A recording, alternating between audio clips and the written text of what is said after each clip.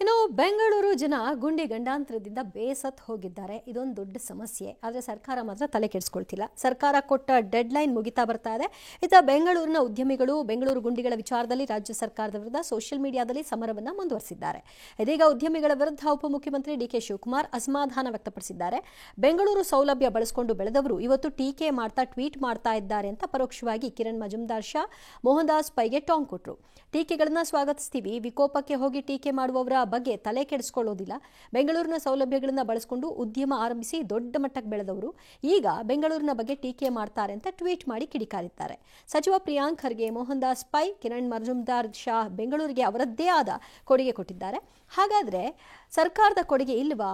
ಅವರು ಹುಟ್ಟುತ್ತಲೇ ನಡೆಯಲು ಪ್ರಾರಂಭಿಸಿದ್ರಾ ಅಂತ ಪ್ರಶ್ನೆ ಮಾಡಿದ್ದಾರೆ. ಇನ್ನು ಅಶೋಕ್ ಪಾಪರ್ ಸರ್ಕಾರ ಅಂತ ಎಂದಿನಂತೆ ಜರಿದಿದ್ದಾರೆ. ಜೀನಿ ಸ್ಲಿಮ್ ರೆಫರ್ ಮಾಡ್ಬೇಕಾದ್ರೆ ಕಾರಣ ಏನಂದ್ರೆ ವೇಟ್ ಲಾಸ್ ಸಲುವಾಗಿ ನನ್ ಬಾಳ ಜನ ಕೇಳಿದ್ರು. ಫಸ್ಟ್ ನಾನ್ ತಗೊಂಡು ನನಗೆ ರಿಸಲ್ಟ್ ಬಂದ್ಮೇಲೆ ಆಮೇಲೆ ನಾನು ಜೀನಿ ಸ್ಲಿಮ್ ಇನ್ನೊಬ್ಬರಿಗೆ ಪ್ರಿಪೇರ್ ಮಾಡಿದ್. ಸುಸ್ತಾಗೋದು ಕಡಿಮೆ ಆಯ್ತು, ವೀಕ್ನೆಸ್ ಅದು ಏನೂ ಇಲ್ಲ, ಪೂರಾ ಹೆಲ್ದಿ ಅದೇನೆ. ವೇಟ್ ಜಾಸ್ತಿ ಇರೋರಲ್ಲಿ ಏನೇ ಡೌಟ್ ಇಲ್ಲದೆ 100% ಬಳಸಬಹುದು. ಪ್ರತಿದಿನ ನಮ್ಮ ಜೀನಿ ಸ್ಲಿಮ್ ನ ಯೂಸ್ ಮಾಡಿ ಯಾವುದೇ ಸೈಡ್ ಎಫೆಕ್ಟ್ ಇಲ್ದಂಗೆ ನೀವು ಸಣ್ಣ ಆಗ್ತೀರಾ. ಯಾರು ಇಲ್ಲಿ ಉದ್ಯೋಗ ಪ್ರಾರಂಭ ಮಾಡಿದ್ದಾರೆ, ಯಾವುದೇ ಉದ್ಯೋಗ ಆಗ್ಲಿ, ಎಲ್ಲ ಬಹಳ ದೊಡ್ಡದಾಗಿ ಬೆಳೆದಿದ್ದಾರೆ. ದೊಡ್ಡದಾಗಿ ಬೆಳೆದಾಗ ಕೆಲವರು ನಾವು ಯಾವ ಸ್ಟೇಜ್ ಅಲ್ಲಿ ಇದ್ದೀವಿ, ಈಗ ಯಾವ ಸ್ಟೇಜ್ ಅಲ್ಲಿ ಆಗಿದ್ದೀವಿ ಅನ್ನೋದು ಮರ್ತು ಬಿಟ್ಟಿದ್ದಾರೆ. ಸೊ ಕೆಲವೆಲ್ಲ ಮರ್ತು ಟೀಕೆ ಮಾಡ್ತಾ ಇದ್ದಾರೆ, ಟ್ವೀಟ್ ಮಾಡ್ತಾ ಇದ್ದಾರೆ. ನಾನೇ ಅವಕಾಶ ಮಾಡಿಕೊಟ್ಟಿದ್ದೀನಿ ನಾಗರಿಕರಿಗೆ. ನೀವು ಕೂಡ ಒಂದು ಫೋಟೋ ಹಿಡಿದ್ಬಿಟ್ಟು ವಾಟ್ಸ್ಆಪ್ ಮಾಡಿ ನನ್ಗೊಂದು ನಂಬರ್ ಕೊಟ್ಟಿದ್ದೀನಿ. So fix pi part hole ಅಂತ ಹೇಳಿ ಅದು ಬಹಳ ಜನ ಮಾಡ್ತಾ ಇದ್ದಾರೆ. ಕಿರಣ್ ಮಜುಮ್ದಾರ್ ಇರ್ಬೋದು, ಮೋಹನ್ ದಾಸ್ ಪೈ ಅವ್ರು ಇರ್ಬೋದು, ಬೆಂಗಳೂರಿನಲ್ಲಿ ದೊಡ್ಡ ಮಟ್ಟದಲ್ಲಿ ಅವ್ರದಂತ ಒಂದು ಕೊಡುಗೆ ಕೊಟ್ಟವ್ರು ಇರ್ಬೋದು. ಜಾಗತಿಕ ಮಟ್ಟದಲ್ಲಿ ತಗೊಂಡೋಗಿ ಅವ್ರದ್ದು ಒಂದು ಕೊಡುಗೆ ಇದೆ. ಆದ್ರೆ ಸರ್ಕಾರದ ಏನು ಕೊಡುಗೆ ಇಲ್ವಾ? ನಮ್ ನೀತಿ ಇರ್ಲಿಲ್ಲ, ನಮ್ ಯೋಜನೆಗಳಿರ್ಲಿಲ್ಲ ಅಂದ್ರೆ ಎಲ್ಲರೂ ಬೆಳಿಲಿಕ್ಕೆ ಸಾಧ್ಯ ಆಗ್ತಾ ಇತ್ತಾ? ಅವರು ಸಂಸ್ಥೆ ನಡೆಸ್ತಾರೆ. ಅವರು ಪ್ರಾರಂಭ ಮಾಡಿದಾಗ ಇಷ್ಟು ದೊಡ್ಡ ಸಂಸ್ಥೆ ಇತ್ತಾ?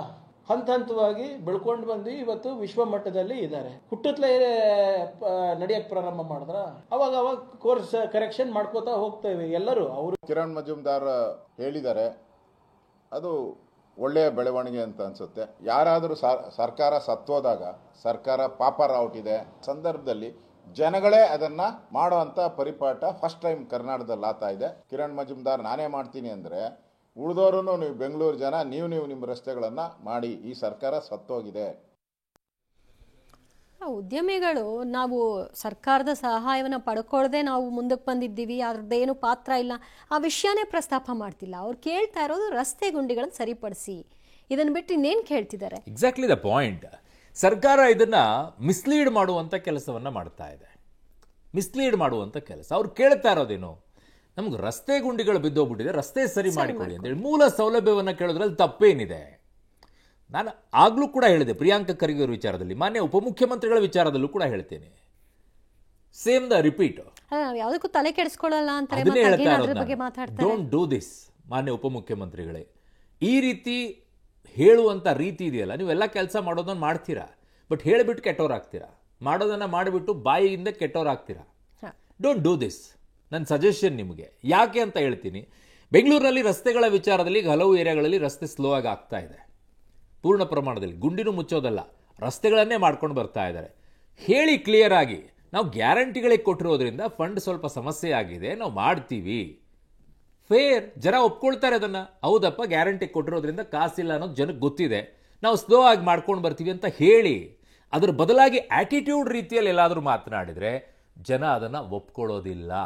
ಅದು ಮೂಲಭೂತ ಸೌಕರ್ಯದಲ್ಲಿ. ಇನ್ಯಾವುದೇ ವಿಚಾರದಲ್ಲಿ ಒಪ್ಕೊಳ್ಬಹುದೇನೋ ಪೊಲಿಟಿಕಲ್ ಆಗಿ, ಬಟ್ ಮೂಲಭೂತದಲ್ಲಿ ಆಗೋದಿಲ್ಲ. ಮಾಡಬೇಡಿ. ನಮ್ಮ ಸಲಹೆ ನಿಮ್ಮಿಷ್ಟ.